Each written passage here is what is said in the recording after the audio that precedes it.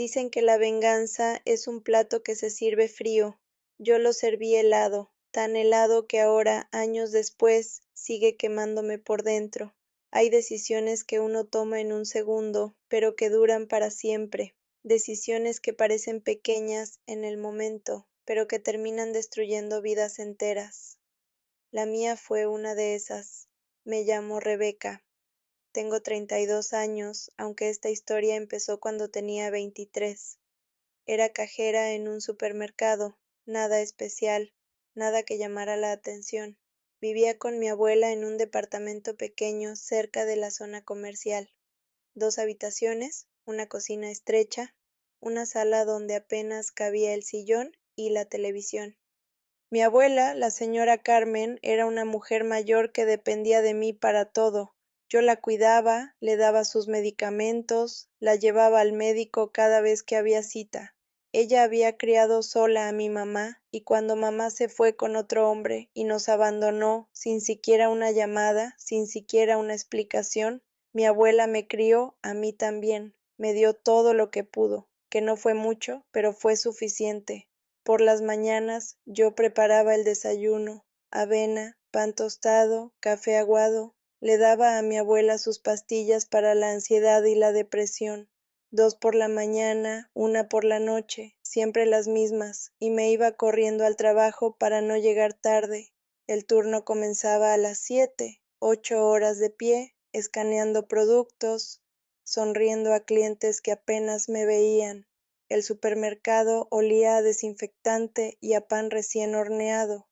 Las luces fluorescentes zumbaban todo el día, ese sonido constante que te perfora la cabeza hasta que ya ni lo escuchas. Algunos días, cuando llegaba a casa poco antes de las 4 de la tarde, mi abuela ya estaba dormida en su sillón, la televisión encendida en algún programa de cocina que nunca veía.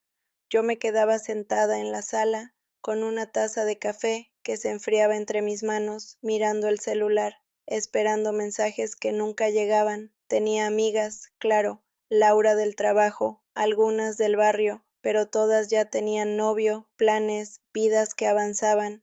Yo sentía que me estaba quedando atrás, como si todos estuvieran subiendo a un tren y yo me hubiera quedado en la estación viendo cómo se alejaban sin voltear.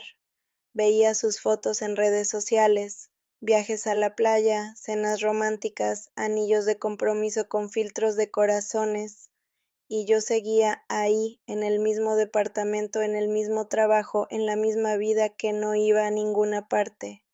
A veces, en las noches, después de acostar a mi abuela, me sentaba frente al espejo del baño y me preguntaba qué tenía de malo, por qué nadie se quedaba, por qué los hombres me veían pero nunca regresaban. Me miraba y me veía normal, ni fea ni bonita, solo normal, y me preguntaba si eso era suficiente para condenarme a estar sola, hasta que conocí a Josué. Josué era un hombre de 45 años, alto, bien vestido, siempre con traje oscuro y corbata perfectamente anudada.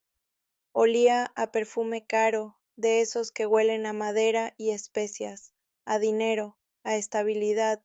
Tenía esa seguridad que solo tienen los hombres que ya vivieron, que ya saben lo que quieren, que no dudan cuando hablan. Comenzó a comprar en el supermercado donde yo trabajaba. Siempre pasaba por mi caja. Al principio solo me saludaba con una sonrisa. Buenos días, buenas tardes. Después empezó con los comentarios. Qué bonita sonrisa tienes hoy, ese color te queda perfecto, deberías usar más ese tono. ¿A qué hora sales? Te invito a un café. Yo me reía, le seguía la corriente. Pensaba que era uno más de esos hombres que coquetean por aburrimiento mientras esperan su cambio. Pero poco a poco empecé a esperarlo. Me arreglaba más los días que sabía que vendría. Me ponía perfume detrás de las orejas, me pintaba los labios, elegía la ropa con más cuidado, aunque todo lo que tenía era viejo y desteñido.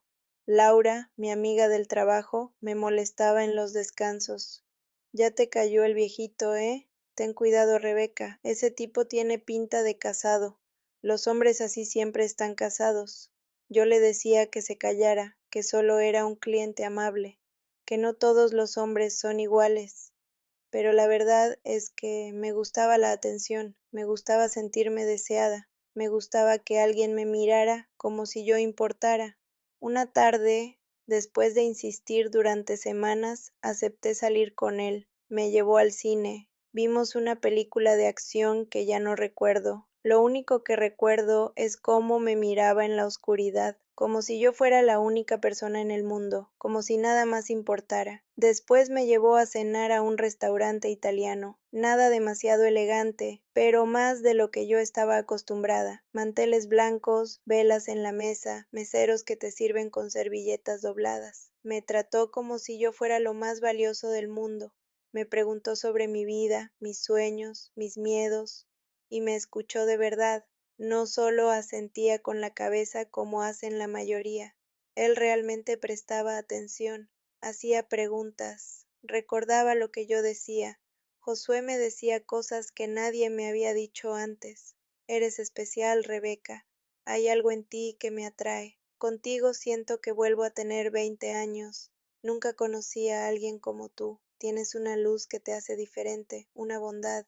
Y yo me lo creía. Dios, cómo me lo creía. Cada palabra, cada promesa silenciosa en su mirada. Un día me preguntó por qué vivía con mi abuela. Le conté toda la historia, le conté sobre mi mamá, sobre cómo nos había abandonado cuando yo tenía 12 años, sobre cómo mi abuela era lo único que tenía en el mundo. Él me tomó la mano por encima de la mesa y me dijo, eres una mujer increíble, cuidas a tu abuela, trabajas duro, y aún así, sigues siendo tan dulce, tan generosa con todos. Cualquier hombre sería afortunado de tenerte a su lado. Yo me derretí. Sentí que finalmente alguien me veía, alguien me valoraba, alguien entendía que yo no era solo una cajera más en un supermercado olvidado. Empezamos a salir 1, 2, 3 veces por semana, siempre a la misma hora, siempre los mismos días, lunes, miércoles y viernes, como un reloj. Josué me decía que trabajaba como director en una empresa importante de importaciones, que tenía reuniones todo el día, juntas con clientes internacionales, viajes constantes, que su trabajo era muy demandante, pero que siempre hacía tiempo para mí porque yo valía la pena. Yo le creía todo. ¿Por qué no iba a creerle? Él llegaba en un carro bonito, vestía bien, pagaba las cuentas sin mirar el precio, hablaba con esa seguridad de alguien que tiene el mundo bajo control. Al principio, solo salíamos a cenar, al cine, a caminar por el parque los días que hacía buen clima. Él me tomaba de la mano, me besaba en la frente, me hacía sentir protegida, pero después de 2 meses Josué me llevó a un motel.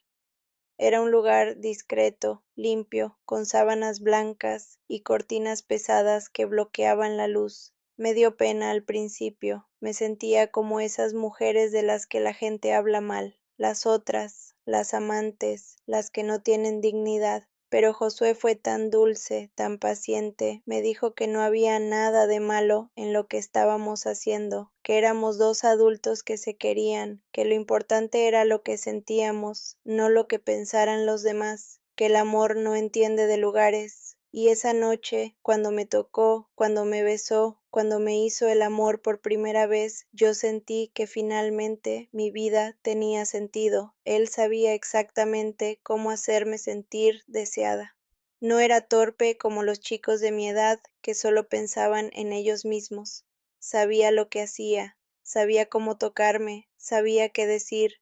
Después, acostados en la cama con las sábanas revueltas, él me abrazaba y me decía que yo era la mujer más hermosa del mundo, que se sentía afortunado de haberme encontrado, que nunca me dejaría ir.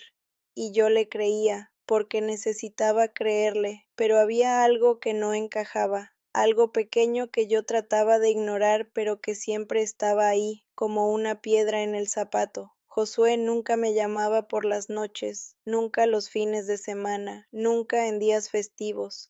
Decía que tenía mucho trabajo, que las juntas se extendían, que los clientes internacionales no respetaban horarios, y cada vez que se acercaba el 14 de febrero o la Navidad, Él tenía un viaje de negocios urgente. Tengo que salir del país, mi amor. Es importante, una oportunidad que no puedo dejar pasar. Pero cuando regrese, lo compenso, te lo prometo. Y yo, como tonta, le creía, porque quería creerle, porque la alternativa era demasiado dolorosa, porque aceptar la verdad significaba aceptar que otra vez no era suficiente para nadie. Los primeros años me daba regalos anticipados, flores, chocolates en cajas rojas con moños dorados, cenas románticas donde me hacía sentir especial. Me llevaba a un motel y pasábamos horas juntos. Hablábamos, nos reíamos. Me hacía sentir viva, como si mi cuerpo finalmente tuviera sentido, como si yo finalmente tuviera un lugar en el mundo que no fuera detrás de una caja registradora. Pero con el tiempo los regalos fueron desapareciendo.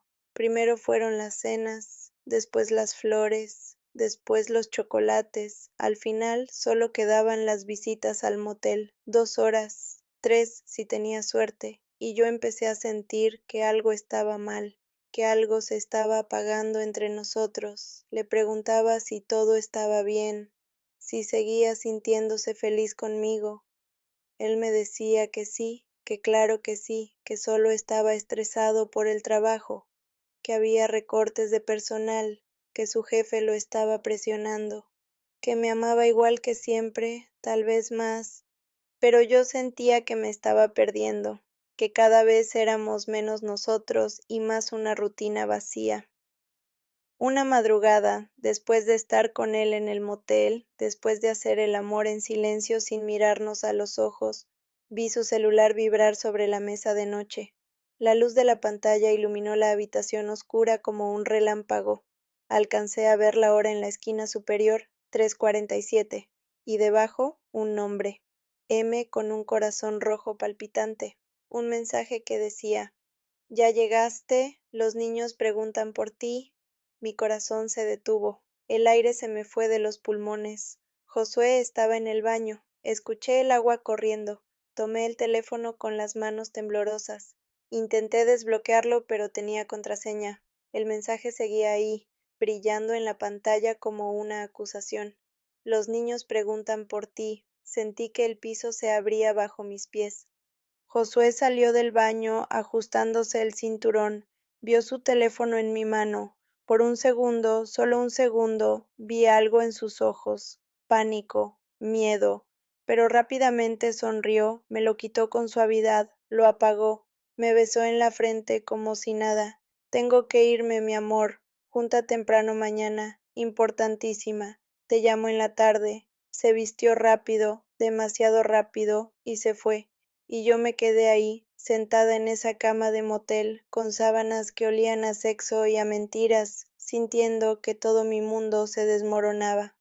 Esa noche no pude dormir. Me quedé en el motel hasta que amaneció porque no quería llegar a casa y tener que fingir que todo estaba bien. Me senté en la cama, mirando la pared, sintiendo cómo algo dentro de mí se rompía lentamente, como un vaso que se quiebra pero no se cae todavía.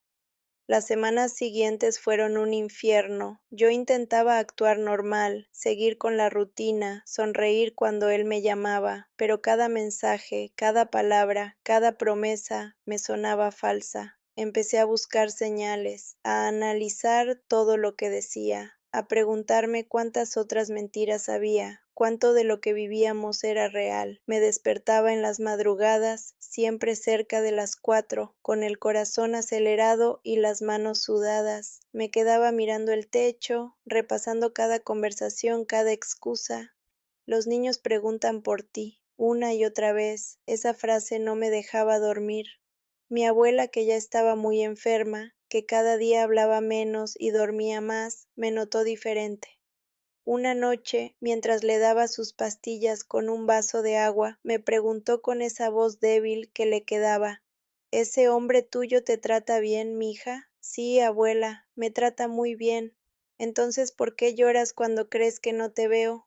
No supe qué responder. Me senté junto a ella en la cama. Ella me tomó la mano con sus dedos fríos y arrugados, esos dedos que alguna vez fueron fuertes y ahora apenas podían sostener nada. Mija, yo ya estoy vieja, he visto muchas cosas en esta vida, demasiadas, y sé cuando un hombre está jugando con una mujer. Ten cuidado, no dejes que te rompan el corazón, porque hay corazones que no se reparan, pero ya era tarde, mi corazón ya estaba roto, solo que todavía no quería aceptarlo. Fue Laura quien finalmente me obligó a ver la verdad. Un día, después del turno, me invitó a tomar un café en la cafetería de enfrente. Me miró seria, con esa expresión que pones cuando tienes que dar malas noticias.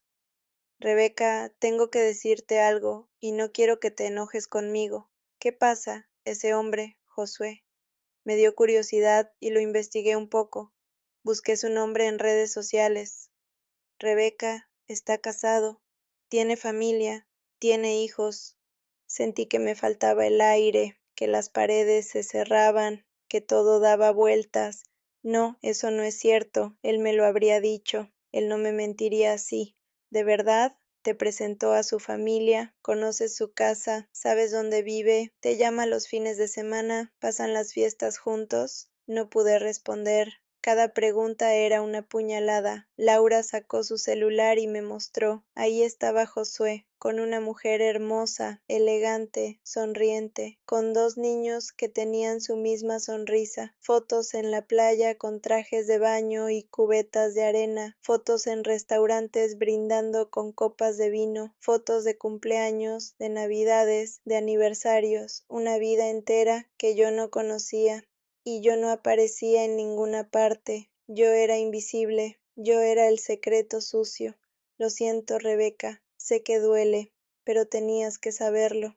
Esa noche lloré hasta quedarme sin lágrimas, hasta que me dolió la garganta, hasta que sentí que no me quedaba nada dentro. Me sentía estúpida, humillada, usada. Había sido la otra durante 3 años sin siquiera saberlo. Empecé a dormir peor.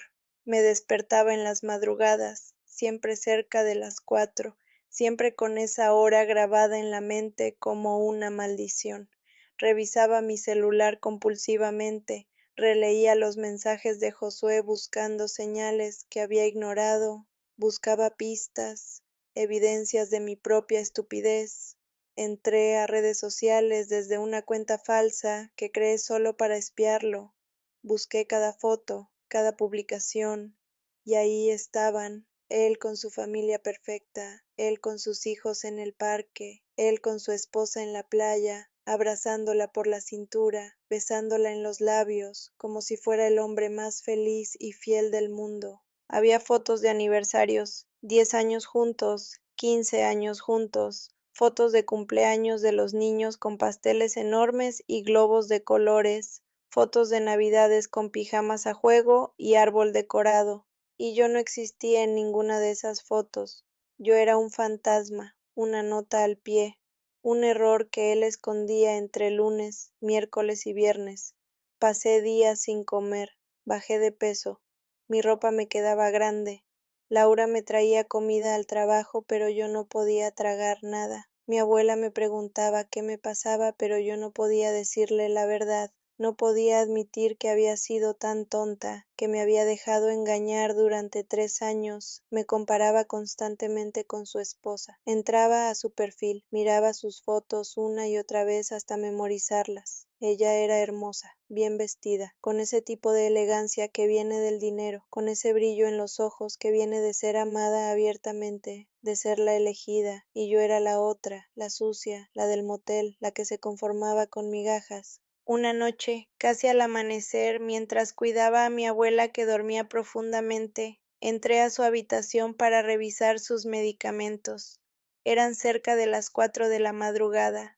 Miré el reloj en la mesita, 3:47. Otra vez esa hora, como si me persiguiera. Vi los frascos alineados sobre la mesa: alprazolam, clonazepam, sertralina, pastillas para la ansiedad, para la depresión, para poder dormir sin que los pensamientos te maten. Y entonces recordé algo que mi abuela me había contado hacía años. Una tarde cualquiera, cuando todavía podía hablar bien, me contó sobre mi abuelo, sobre cómo había cambiado cuando empezó a tomar esas pastillas.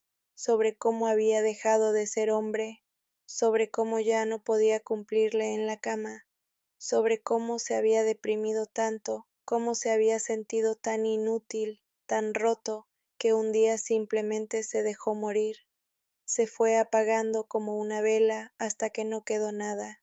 Tomé uno de los frascos, lo sostuve en mis manos, era ligero, inocente, solo un frasco de pastillas blancas y pequeñas. Leí la etiqueta con la luz tenue que entraba por la ventana. Alprazolam. Advertencia. Puede causar somnolencia, mareos, confusión, disfunción sexual. No mezclar con alcohol. Puede generar dependencia. Y ahí fue cuando la idea entró en mi cabeza, oscura, fea, retorcida, pero perfecta. No lo pensé mucho, o tal vez lo pensé demasiado, no lo sé. El tiempo se volvió extraño en esos momentos. Solo sé que esa madrugada, mientras mi abuela dormía y el mundo estaba en silencio, tomé 3 pastillas del frasco, las guardé en una bolsita pequeña de plástico, las escondí en el fondo de mi bolso, debajo de mi billetera, debajo de mis cosas de mujer. Me miré en el espejo del baño, mis ojos estaban rojos, tenía ojeras profundas, me veía enferma, me veía rota. Es solo para asustarlo un poco, me dije, para que sienta una parte de lo que yo siento, para que entienda, no va a pasar nada grave, solo va a sentirse mal unos días. Va a aprender que no puede jugar conmigo, pero en el fondo, en ese lugar donde guardamos las verdades que no queremos ver, yo sabía que era mentira. Esperé una semana. Josué regresó de su supuesto viaje y me buscó como siempre. Me envió mensajes cariñosos, me dijo que me extrañaba, que necesitaba verme, que los días sin mí eran grises. Me llevó a cenar a un restaurante tranquilo. Me pidió perdón por no haber estado en el 14 de febrero. Me dijo que el viaje había sido inevitable, que había cerrado un trato importante. Me regaló un collar de plata con un dije en forma de corazón, pequeño, discreto, fácil de esconder. Yo le sonreí. Le dije que lo perdonaba, que lo entendía, que estaba orgullosa de él. Esa noche fuimos al motel, la habitación 12, siempre la misma. Ya conocía cada mancha en la alfombra, cada grieta en el techo, mientras él se duchaba, mientras escuchaba el agua correr y a Josué canturreando algo que no reconocí, saqué las pastillas de mi bolso. Las puse sobre la mesa, las miré, todavía podía no hacerlo, todavía podía tirarlas en el inodoro, todavía podía confesarle todo, gritarle que sabía la verdad, terminar todo con dignidad. Pero entonces escuché su voz, esa voz que me había mentido durante 3 años, esa voz que le decía a otra mujer que la amaba mientras me decía a mí que yo era especial, y algo se quebró dentro de mí. Tomé las pastillas, las trituré con el mango de una cuchara hasta convertirlas en polvo fino. El polvo era blanco, inocente, parecía azúcar, parecía inofensivo. Las disolví en su copa de vino. El vino era tinto, espeso. El polvo desapareció completamente. Mis manos temblaban tanto que casi tiró la copa. El corazón me latía tan fuerte que pensé que me escucharía desde el baño. Pensé en tirar el vino, en confesarle, en ser la persona buena que siempre había sido. Pero recordé su beso con ella, recordé las flores que llevaba en el carro, recordé los 3 años de mentiras, recordé todas las noches que pasé sola mientras él estaba con su familia. Recordé cada vez que me desperté a las 3:47 de la madrugada sintiendo que algo estaba mal, y seguí adelante. Él salió del baño con el cabello mojado, sonriente, oliendo a jabón barato del motel. Me abrazó por detrás mientras yo fingía arreglar algo en la mesa. Te amo, Rebeca. De verdad, no sabes cuánto te extrañé estos días. Yo también te amo. Mentira, ya no lo amaba. Tal vez nunca lo había amado. Tal vez solo amaba la idea de ser amada, pero él no lo sabía. Tomó la copa, la olió, buen vino, más caro que el de la última vez. Lo probé. Está un poco amargo, ¿no? Tiene un gusto raro, pero lo vació de todas formas, hasta la última gota. Esa fue la primera vez. No va a pasar nada grave, me repetía cada noche antes de dormir. Es solo para que se sienta mal unos días, para que entienda, para que aprenda. No lo voy a matar, solo quiero que sufra un poco, como yo sufrí. Pero yo sabía que era mentira. En el fondo, yo sabía exactamente lo que estaba haciendo. Durante las siguientes semanas, cada vez que nos veíamos, yo repetía el proceso: 3 pastillas, 4, a veces 5 cuando el resentimiento era más fuerte. Dependía de cuántas fotos de su familia había visto ese día. Dependía de cuánto me había dolido imaginarlos juntos. Josué empezó a cambiar. Primero fueron los dolores de cabeza. Se quejaba constantemente. Se frotaba las sienes con los dedos. Decía que la luz le molestaba, que los sonidos eran demasiado fuertes. Después vino el cansancio. Se quedaba dormido en el motel después de hacer el amor. A veces ni siquiera podíamos terminar. Se quedaba dormido a la mitad de todo, con la boca abierta, roncando suavemente. No sé qué me pasa, Rebeca, me decía con los ojos rojos. Me siento agotado todo el tiempo, como si tuviera 100 años. Voy a ir al médico. Tiene que ser algo. Esto no es normal. Deberías descansar más, mi amor. Trabajas demasiado. Te estás matando con tanto estrés. Por dentro yo sonreía, pero lo peor vino después. Una noche, cuando estábamos en la cama, cuando ya habíamos empezado, cuando yo ya estaba esperando, él no pudo. Su cuerpo simplemente no respondió. Por más que lo intentó, por más que yo lo intenté, por más esfuerzo que puso, nada, solo frustración y vergüenza. Josué se sentó al borde de la cama con las manos en la cabeza. Estaba sudando frío, temblaba. ¿Qué me está pasando? Yo no soy viejo, tengo 47 años. Esto no debería pasarme. Rebeca, algo está muy mal.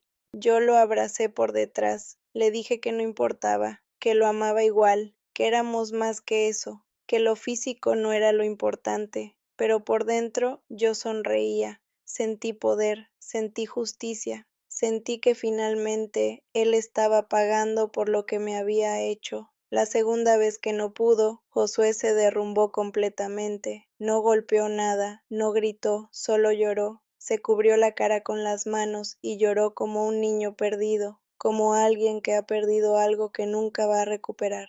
Rebeca, tengo miedo.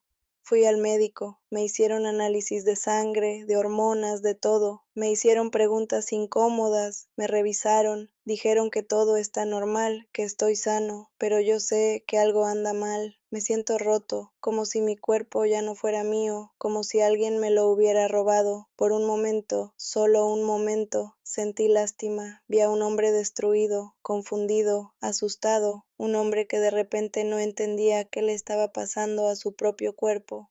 Pero entonces recordé, y la lástima se fue tan rápido como había llegado. ¿Al médico? ¿Y qué le dijiste? ¿Que no le puedes cumplir a tu amante? ¿O también le contaste a tu esposa?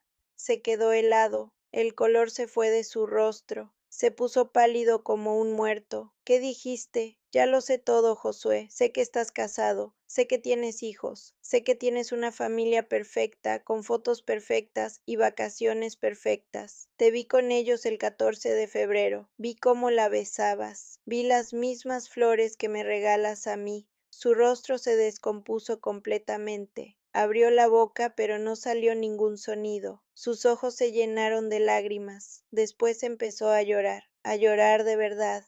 Se arrodilló frente a mí en el piso sucio del motel, tomó mis manos con las suyas que temblaban. Rebeca, por favor, déjame explicarte. Yo quería decírtelo. Desde el principio quería decírtelo, pero me enamoré de verdad, de ti, de cómo eres, de cómo me haces sentir. Mi matrimonio ya estaba muerto cuando te conocí.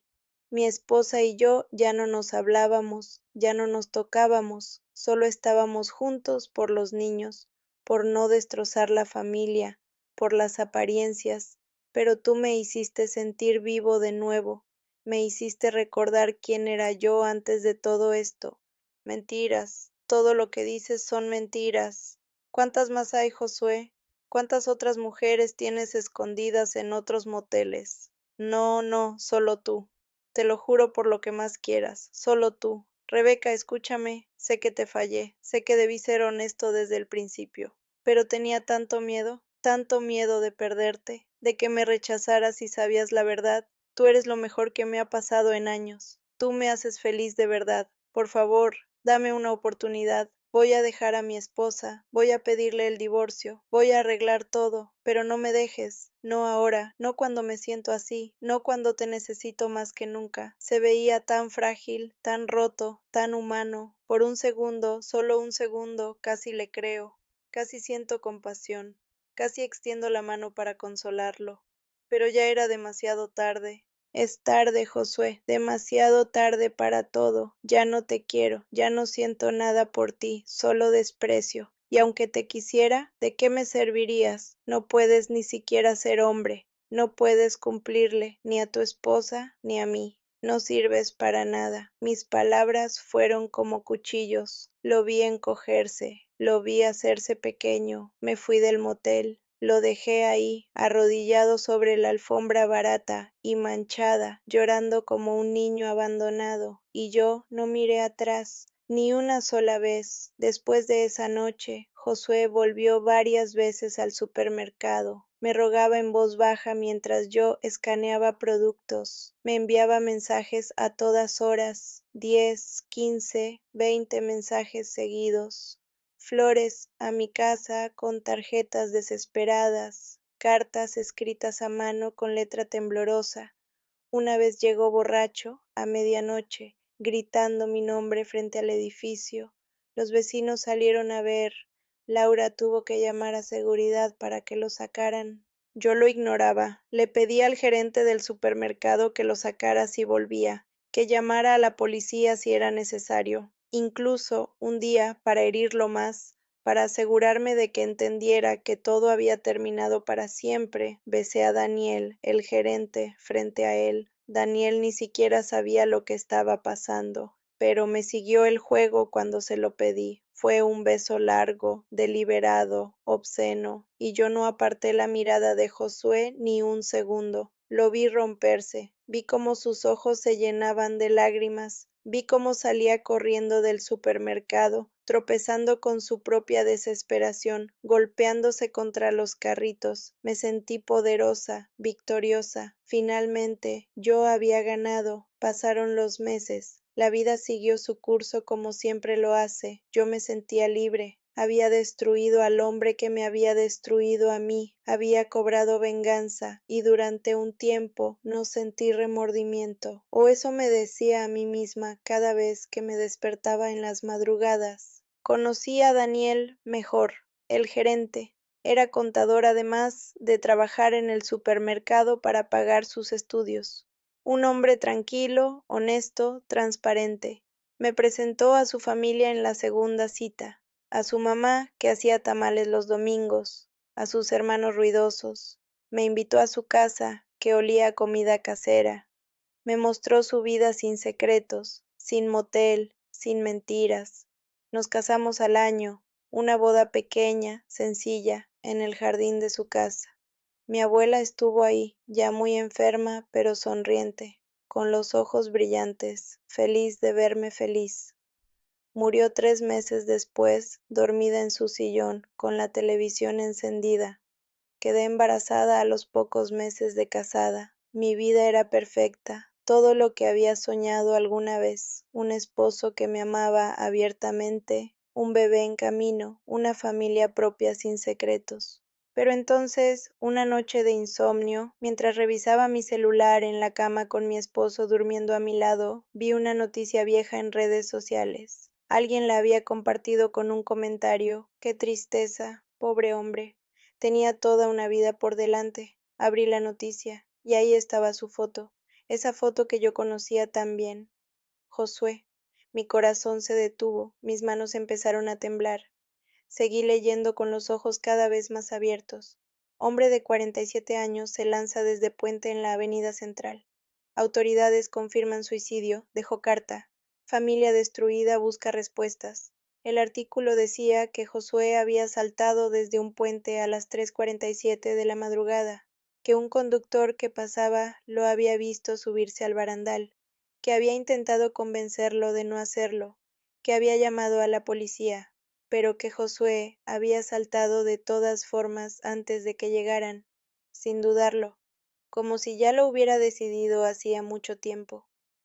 La carta, según el artículo, mencionaba depresión severa que arrastraba desde hacía años, problemas profesionales que se habían agravado, disfunción sexual que lo había llevado a perder su matrimonio. Su esposa lo había dejado 6 meses atrás cuando descubrió las infidelidades. Sus hijos no querían verlo, no le contestaban las llamadas. Había perdido su trabajo por bajo desempeño, por llegar tarde, por dormirse en las juntas.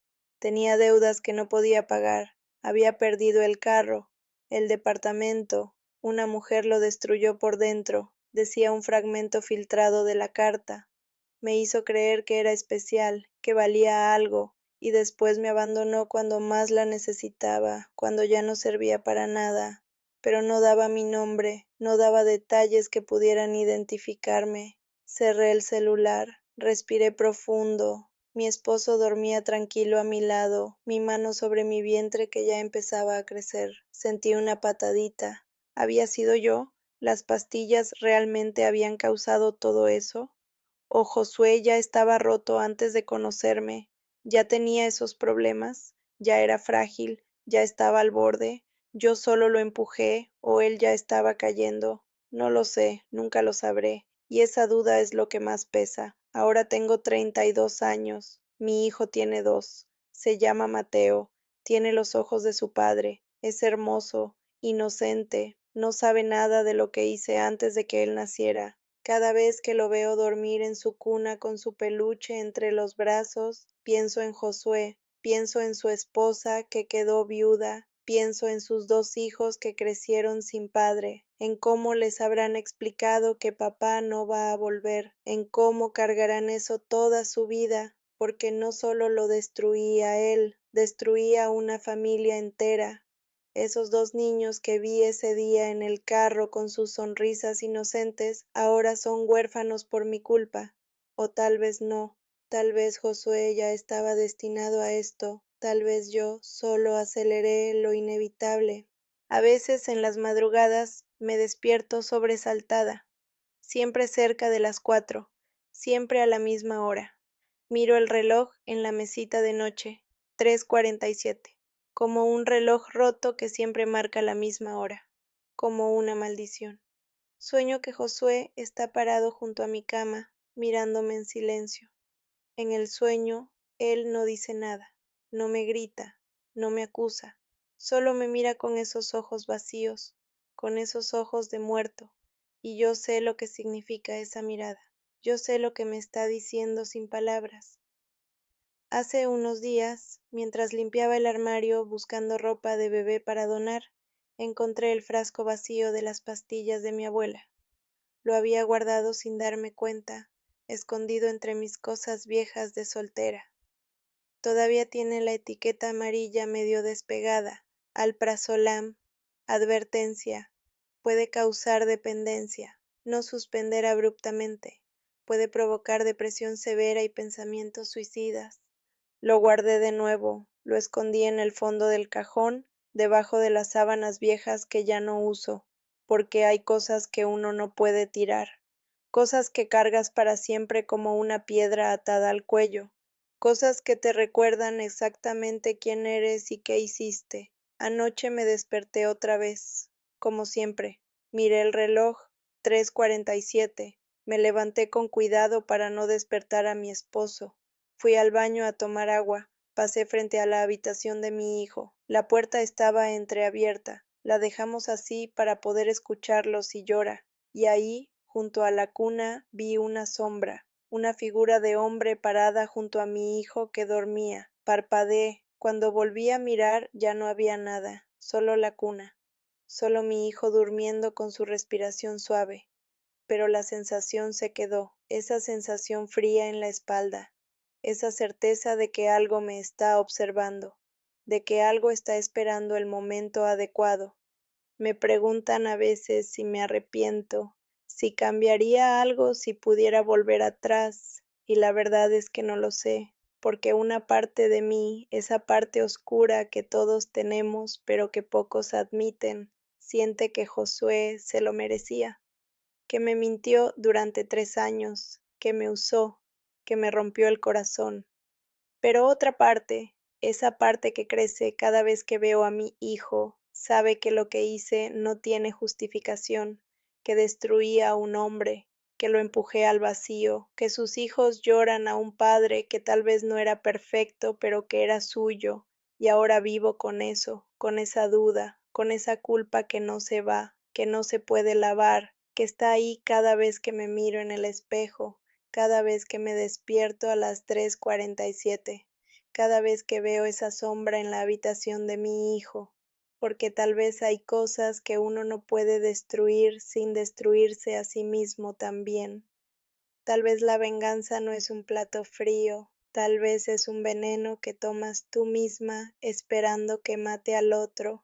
Y tal vez, solo tal vez, hay deudas que se pagan de formas que no entendemos, que se cobran en las madrugadas, en los sueños, en esa sensación de que algo te observa desde las sombras, o tal vez no hay nada, tal vez todo está en mi cabeza, tal vez es solo culpa manifestándose como fantasmas. Pero cuando me despierto a las 3:47 y veo esa sombra junto a la cuna de mi hijo, ya no estoy tan segura de nada.